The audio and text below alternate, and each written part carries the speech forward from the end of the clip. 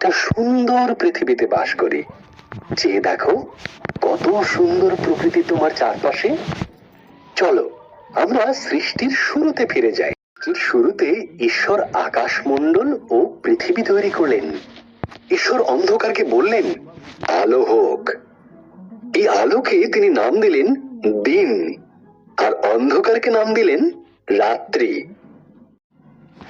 এরপর ঈশ্বর উপরের জল থেকে নিচের জলকে আলাদা করে ফাঁকা জায়গা তৈরি করলেন, যার নাম দিলেন আকাশ।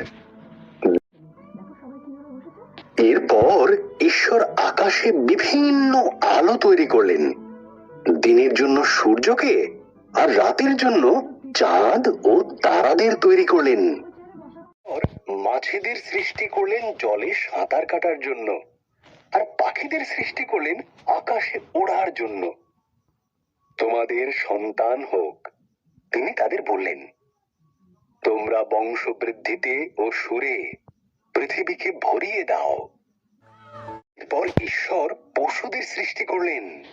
তিনি গৃহপালিত পশু, বন্য পশু ও সরীসৃপ প্রাণী তৈরি করলেন। ঈশ্বর বললেন, আরো একটি সৃষ্টি বাকি আছে, যা সবার মধ্যে অত্যন্ত মূল্যবান।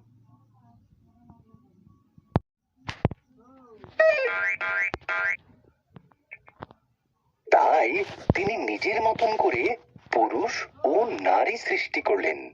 তিনি বললেন, তোমাদের সন্তান হোক, পৃথিবীর দায়িত্ব নাও, মাছ ও পশু পাখিদের যত্নে রেখো। এরপর ঈশ্বর দেখলেন তার সমস্ত সৃষ্টিকে খুব সুন্দর। তিনি বললেন, এই সপ্তম দিনে তিনি বিশ্রামে গেলেন এবং দিনটিকে স্মরণীয় করে রাখলেন।